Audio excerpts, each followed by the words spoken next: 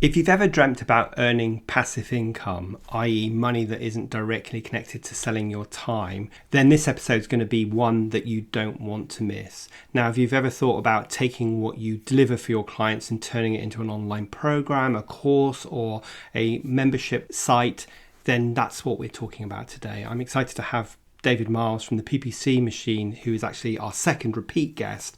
And we're talking all about how he's taken his PPC services and turned them into an online membership program. We'll talk about why he decided to do this, why he picked a membership program over a different model, and some of the tech and things that he's had to get in place in order to make sure that he can run the program, and talk about how he launched and how successful he's been and some of the pitfalls and some of the things that he would do differently if he was starting again. So as I say, if you've ever thought about taking what you teach and turning it into an online program, then this episode is one that you won't want to miss. So let's get on with the show. Accelerate your agency's profitable growth with tools, tips, and value-added interviews with your host, agency owner and coach, Rob DaCosta.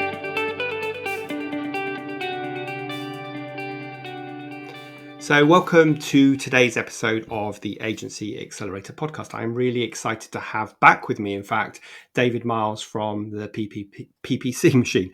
David is a long-standing client of mine, and he runs, as I said, the PPC Machine, an agency that helps mortgage brokers generate high-quality leads from their website using PPC and website optimization.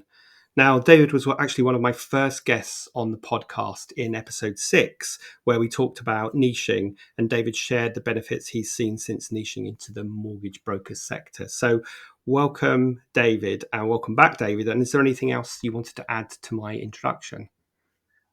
No, I think you obviously know me quite well, Rob. You summed it all up quite nicely. So yeah, good to be back. Excellent. Well, it's good to have you back. Now, you've been running your agency for a number of years in its current form.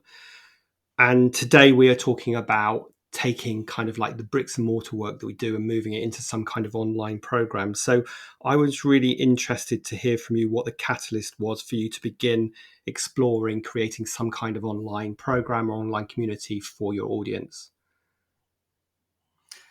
Yeah, well, to be honest, it's one of those things I'd thought about doing for years, and lots of people had said to me over the years, "Oh, you should take your training and move it online because then it's more scalable. You can reach more people and all that kind of thing."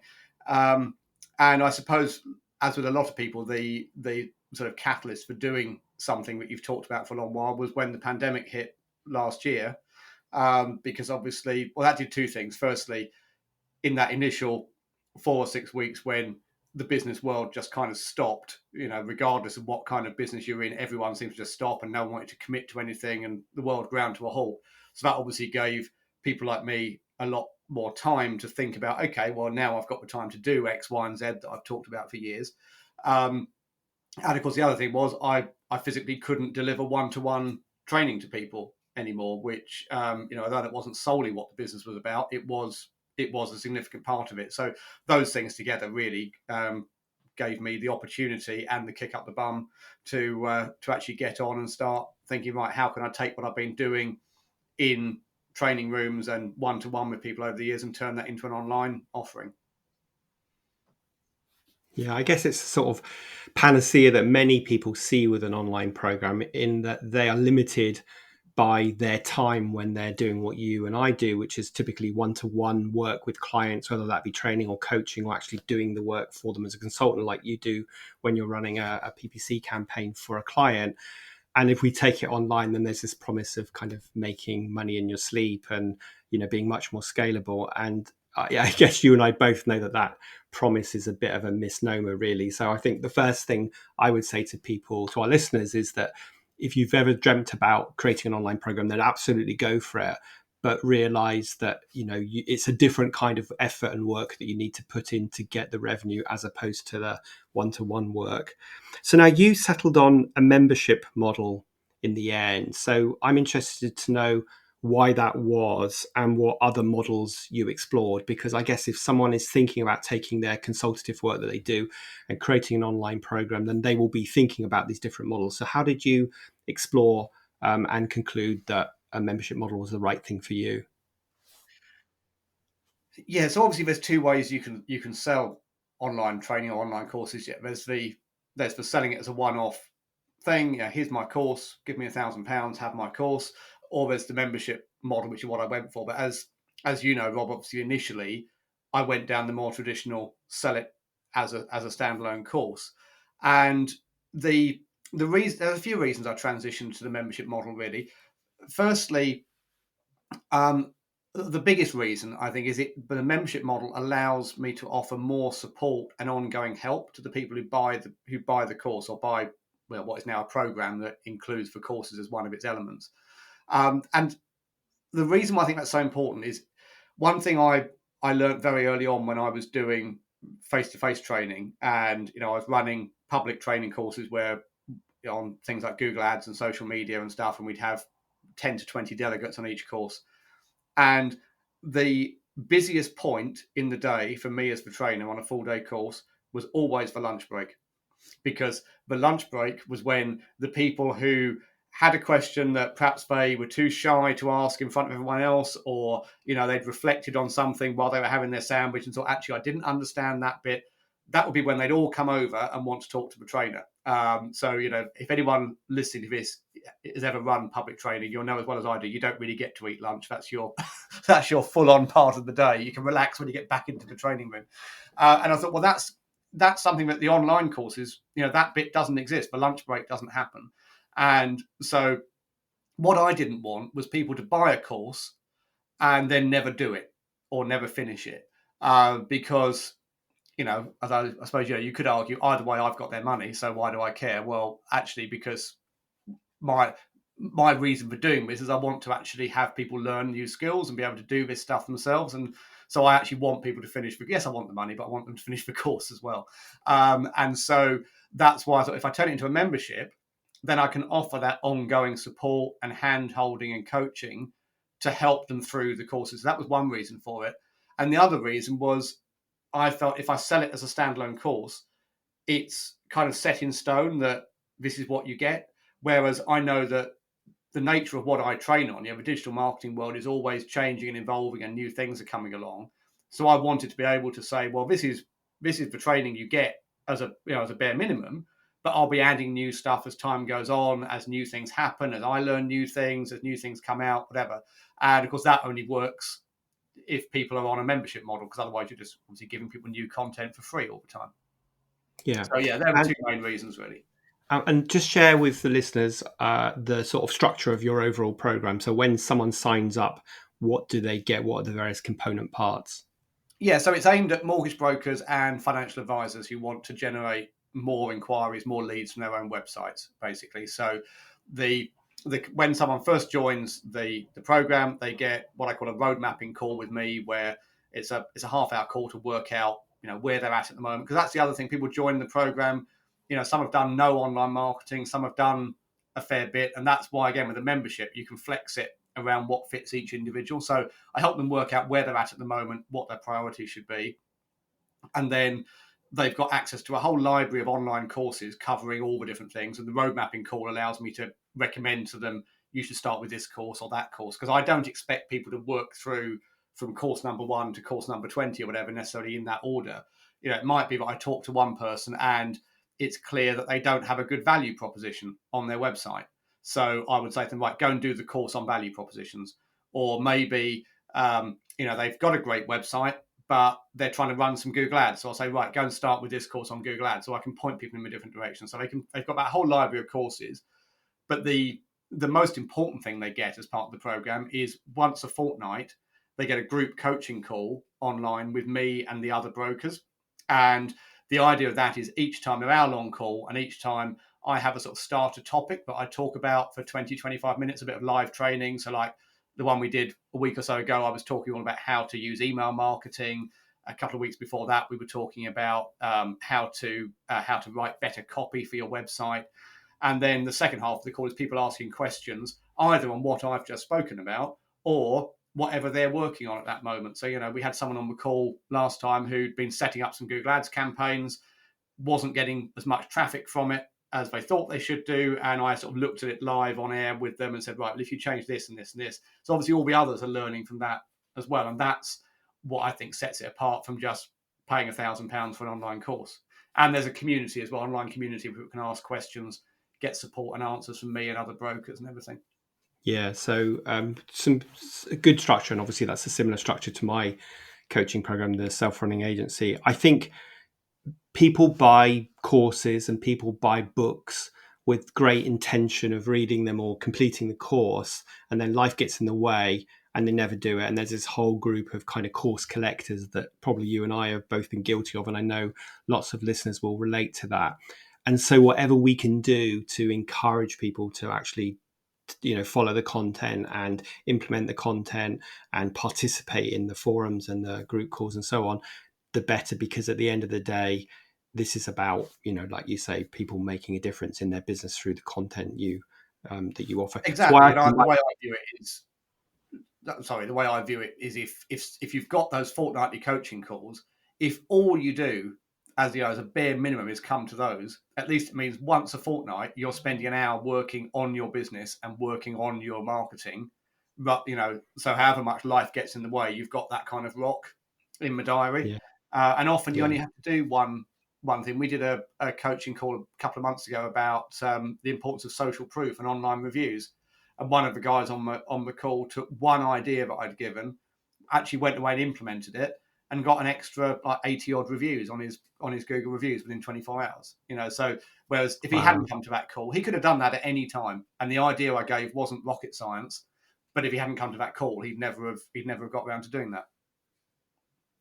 Yeah, that's fantastic. And of course, we do this, like you said, we want to make money, but we do it because we want to make a difference. And we know that we can help people.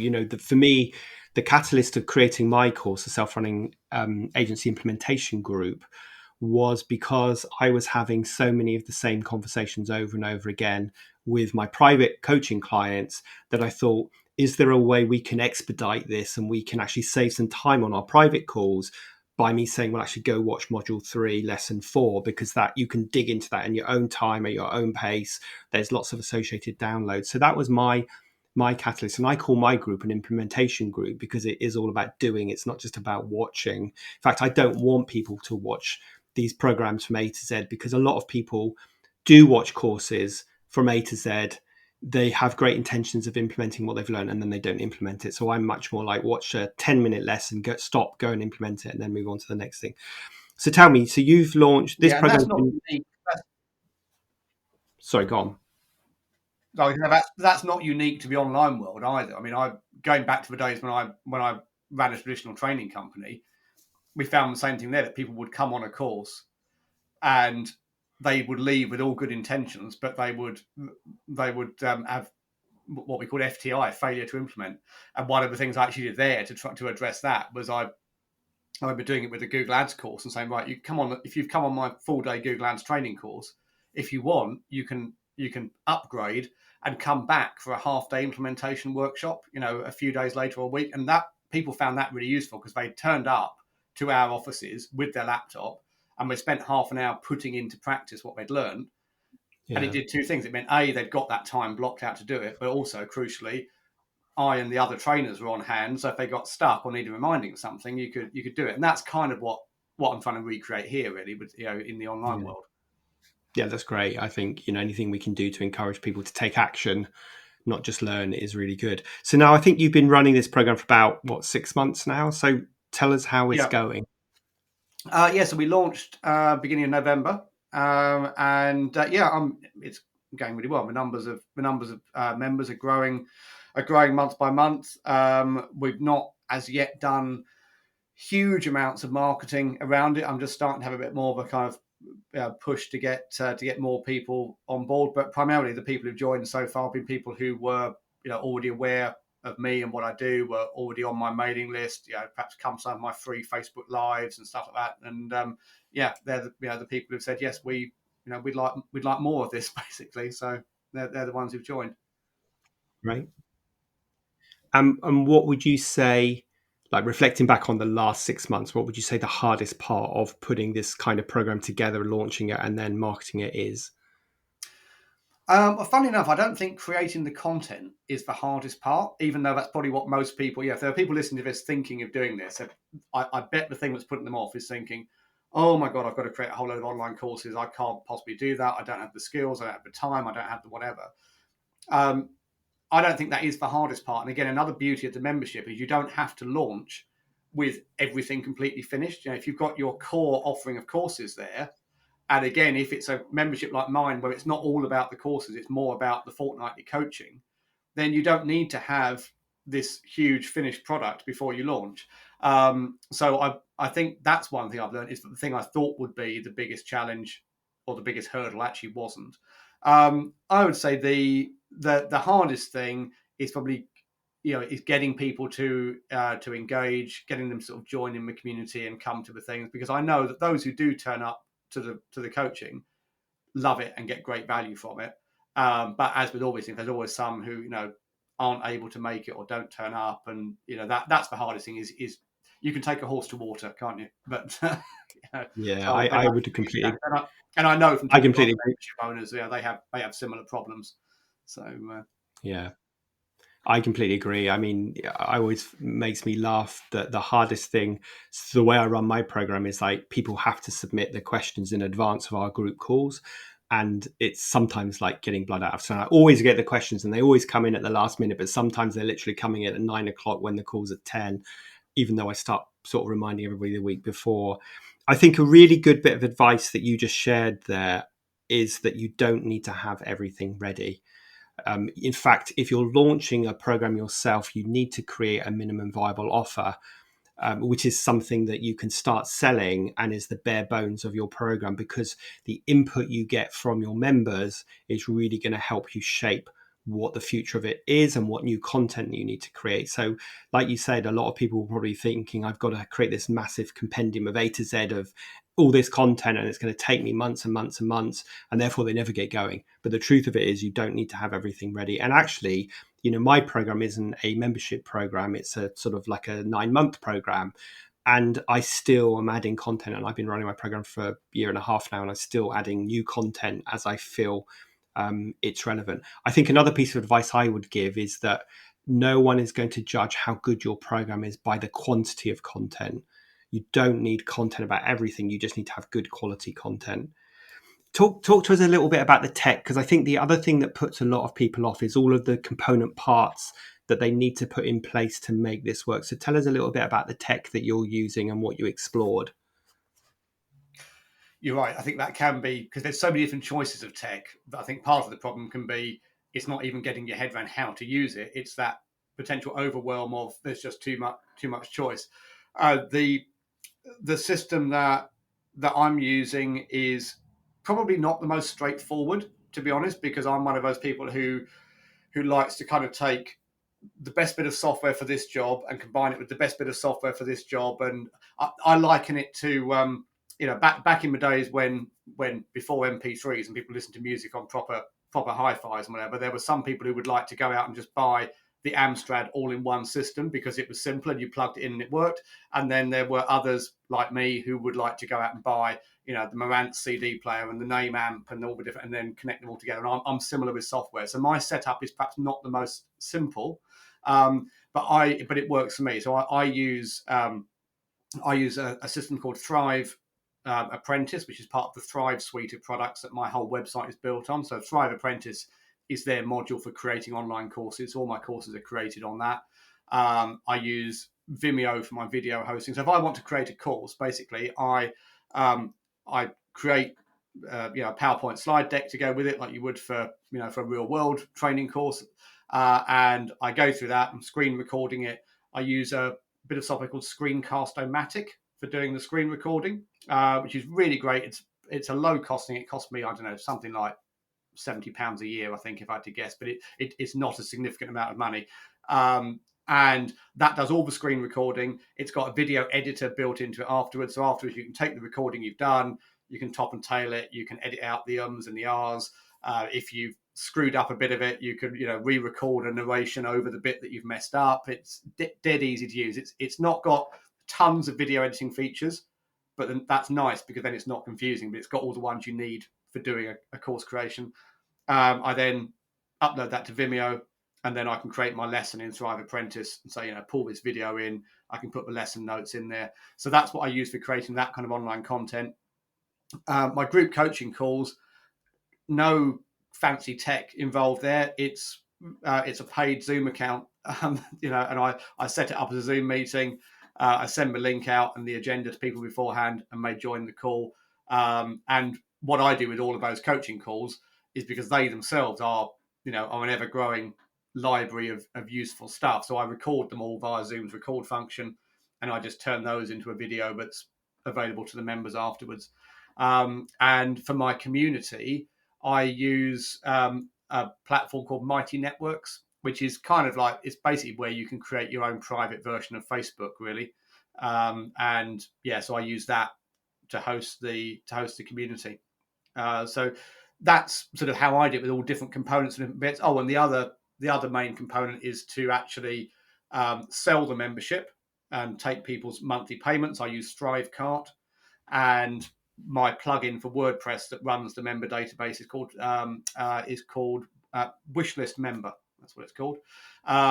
So I'm using different bits for everything. I know, at the other extreme, I know you use Kartra, don't you? Which is basically, it has all those components all in one package. So, if people like fiddling with the tech, then you can do what I've done. If you just want an off-the-shelf thing, something like Kartra, or I've heard people speak highly of Member Mouse as another thing that kind of does the whole lot.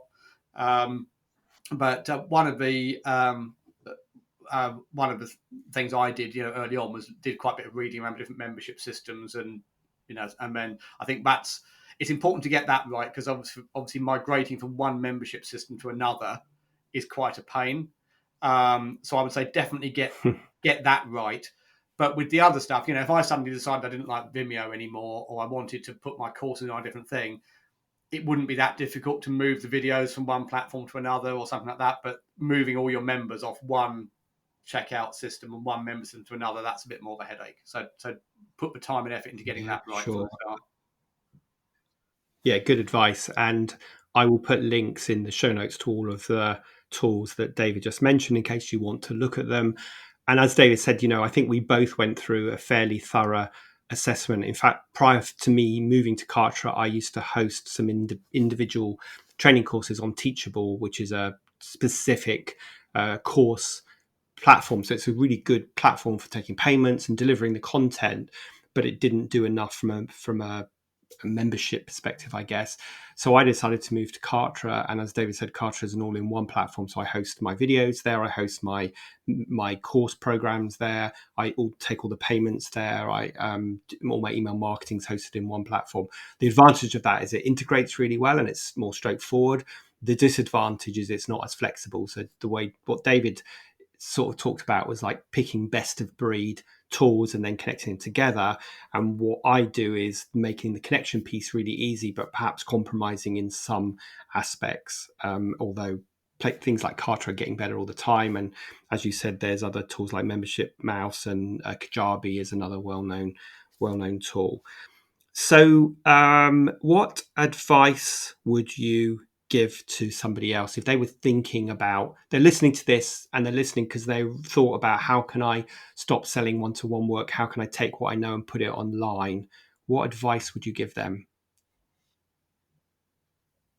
I think the two things I would say, one you've touched on already, is go with the minimum viable product. So don't feel you've got to spend 6 months or a year creating something huge before you launch, because the big risk if you do that is you might create something that nobody wants, and then you've wasted a year of your life. So decide what your minimum viable product is for launch, and commit to launching when you have that level of product, that level of membership available. The second thing I would say is really important is create a waiting list. And this is something that I did when I launched mine. If I were going back in time, I would maybe spend longer launching the waiting list, but I'm impatient, so I didn't. But the beauty of having a waiting list, so what I'm talking about here is you start telling people, people on your existing mailing list, people, existing clients, contacts, prospects, whatever your database of contacts is, you start telling them, this is what I'm working on. This is coming. Are you interested in it? Do you want to join the waiting list? And I did that, and it's totally no obligation. I just said to people on a number of occasions, I'm creating this program. This is the outline of what it's going to look like, what the components of it will be. If you're interested in being one of the first to know when it launches, and getting in at a special founder members price and all that kind of thing, then just click here. And that added them to the waiting list. And that meant that at the time when I actually launched, I forget how many I had on the waiting list, but it wasn't a vast number. It was like, I don't know, 50 to 100 people, maybe. It meant I had that core of people who'd basically already committed they were going to do it. They knew roughly what was going to be in the program. They knew what it was going to cost them. And so I sent the thing out saying, right, it's launching on this date. That was like a week beforehand. So you're building up that anticipation. And when I sort of actually opened the doors, as it were, and said, right, this is it. That got me my first 10 sign-ups, something within the first hour. And that is, it's good from the commercial point of view, but it gets some money coming in for the membership straight away. But more importantly than that, it immediately validates that you've done something good, because you've told people what it is you're going to be selling. Okay, they've not actually parted with money yet, but they've said, we're on the waiting list. We will do as soon as you launch it. And then a decent percentage of those actually do it when the time comes. You think, right, yes, I have got something here, which is right. I've got a viable product, and that gives you the impetus to then say, right, now we're into phase 2. How do I grow the membership? How do I get more people into it? Whatever. But I think that's really important. Yeah. What you don't want is a membership where you've got 2 members, particularly if you're doing things like group coaching calls or whatever, because it doesn't have much energy, does it? If actually it's only it's you and 2 people. Yeah, and really good advice. I think the thing I would say to anybody that's thinking about doing this is do your research and do your validation. And the only way you really validate a program is by someone buying it, because someone might tell you that they're interested, but telling you they're interested in parting with their cash are 2 different things. So as part of your research and your validation, you need to pre-sell your program using a minimum viable offer. And at that stage, you probably don't have any content created. You've just mapped out what it will look like. And I'm going to put a link in the show notes to a guide that I've created on validation and research to help people go through those steps, because, I've launched at least 7 programs in the past without doing this, and they've all been failure to one degree or another. So it was only after literally 7 courses over the last probably 6 or 7 years that I realized I needed to do this validation properly before I launch a course. There's a big difference between you thinking you know what your audience wants and your audience actually wanting something. So I think that's really good advice. I think something else to say there, Rob, as well. Sorry, I spoke over you. Sorry, I think something else to say there as well is that validation idea, that isn't unique to just memberships. So if you were doing the more traditional launching a one-off online course, you can still do that validation and that minimum viable product. So if you'd say you were doing a course that was ultimately going to have 30 lessons in it, you could launch it and start selling it when you've created, say, the first 5 or 10 lessons. And you just say to those people, the other lessons will be delivered over the next 2 months or something. Because again, that means you can actually, test out the actual idea by getting some people on board. And if you've created your first 10 lessons and you're starting to lag a bit and thinking, oh, this is hard work, well, nothing motivates you like having a load of people who've paid for the other 20 lessons and who are waiting to receive them. So don't think about those things as just applying to memberships. It can be transferred to ordinary one-off courses as well. Yeah, for sure. And like you say, there's nothing like putting something live to motivate you to get stuff done. Is there anything you would do differently if you were going to start again? Would you do anything differently that you've done so far? Well, I think the thing I said about making the waiting list period a bit longer, I would probably do that differently next time. And I suppose another thing I would do differently. Well, one of the things in my case, of course, was I did try and create this as a one-off course and then transitioned it to a membership. So knowing what I know now, I would have done it as a membership from day one, and that would automatically have made the waiting list period longer because the waiting list would have been building up while I was creating, all the courses from scratch. Whereas by the time I did my waiting list, I'd already got a lot of the stuff I needed ready to launch. So yeah, I think extending that phase would be something I would do differently. But other than that, no, I think that's the main thing I change. That's the beauty of a membership. Yeah. You could tweak it and change it as you go through. And if suddenly you've got members saying, "Oh, it'd be really nice if the program included this," or this hasn't happened to me, but if people said, "Oh, we'd rather only have a coaching call once a month rather than once a fortnight," well, you can make those changes as you go. So I don't think you have to have everything set in stone right from day one. Yeah, no, absolutely. Let me ask you a massive question and see if you can answer it in 1 minute, just because I'm conscious of time. One aspect, and maybe this is a separate podcast altogether, but one aspect that we haven't discussed is pricing. Like, how on earth do you work out how much to charge, whether it be a one-off fee, a several payment fee like I have in my program, or a monthly reoccurring membership fee? How did you start figuring out the pricing?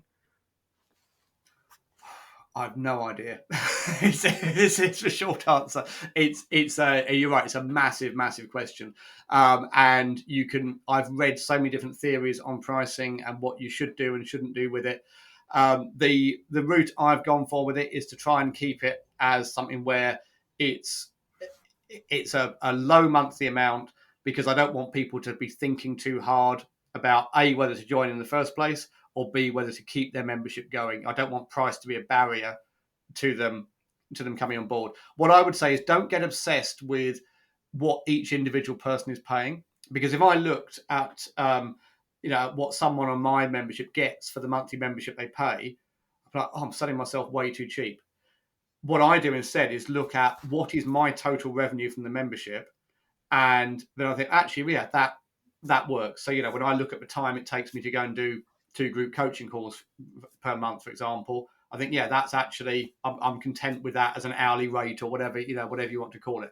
So I would say price it such that people don't have to think too hard about joining and don't have to think too hard about staying. Think about the value that they're getting from it. But the problem with it is, memberships cover a huge range of things. Some people run memberships and online courses where what you're teaching someone is something to do with their hobby. So maybe you've got a membership about, I don't know, how to play the guitar better. Well, that's, for most people, only going to be their hobby. They'll never get a return on that investment other than the pleasure they get from playing the guitar better. With something like my membership, I can price it at the higher end, because if you're a mortgage broker joining this, if it gets you just one extra client per month from what you learn from this, that's put another £1,000 a month on your bottom line. So I think that's what you need to think about with your pricing. Thinking, what's the actual value to the kind of people who are joining this?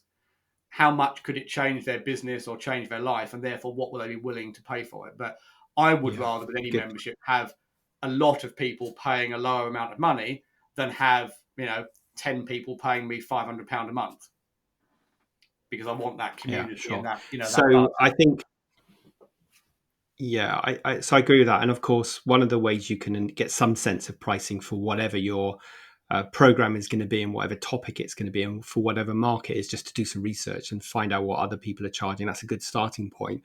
I also think in the early days, because I know both you and I did this, is that you have a sort of founder's rate, and you almost use that as a way to get people through the door early, because you tell them the price is going up. And what you need to do is start at a low rate and then increase the price until you reach a point where you've hit that sort of sweet spot, which is the right fee for you and the right fee for your market as well. So like I said, that was probably an unfair question to ask you right at the end, but I just wanted to get that one in. So as you know, the last question I ask all my guests, and I deliberately asked David not to go back and listen to episode 6 to see what he said before, but I'll do that after this, is if you could go back in time and give your younger self a piece of advice, what would it be? Well, I haven't been back and checked, but there are actually 2 bits of advice, because I think since you asked me that on episode 6, I think I got asked it on someone else's podcast and gave a different answer. So I'm going to give both. Okay. The 2 bits of advice I would give to my younger business self are: niche your business, because I didn't do that until about 5 or 6 years ago, and I wish I'd done it sooner. And the second piece of advice would be, start building your email list, because, again, that's something that I only really started focusing heavily on a few years ago. If I'd started doing that 10, 20 years ago, I'd have an even bigger, I mean, my email list is a massive asset. And like I said, it was where the majority of my members have come from for my membership program. Imagine if I'd started building that 15 years ago, it would have been even bigger and better. And so start building a list and niche Yeah, your business. two great pieces of advice. And, my listeners will know that I bang on the drum about both of those. And sometimes it's really hard to get people to figure out that actually building your email list is going to be one of your most valuable assets. And it'll be one of the most valuable assets if you want to sell your agency. And it's certainly going to be the sort of pool that you swim in and fish in. And if you can make that pool as big as possible. And of course, as we all know, niching your agency means higher prices, easier for your clients to find you, and easier to look different to your competitors. So good piece of advice. And I will go back and check out what you said on episode 6 to see if it's the same or it's something different. But I'm not sure I don't think we've ever had either of those two pieces of advice before. So that's always great. David, if people are listening to this and they want to find out more about you and particularly check out your program, where would they go? If they go to the website, which is theppcmachine.co.uk, all the stuff's there. If they specifically want to know about the program, it's theppcmachine.co.uk/PPP, because the program is called the Predictable Pipeline Program, PPP. And obviously, if they want to connect with me, I'm on LinkedIn, I'm on Twitter as @David Miles. I'm all the usual places. Yeah, so I'm just scribbling this down. We will add all those links into the show notes, and so people can check out what we've been talking about today, see what your sales page for your program looks like, get some other ideas.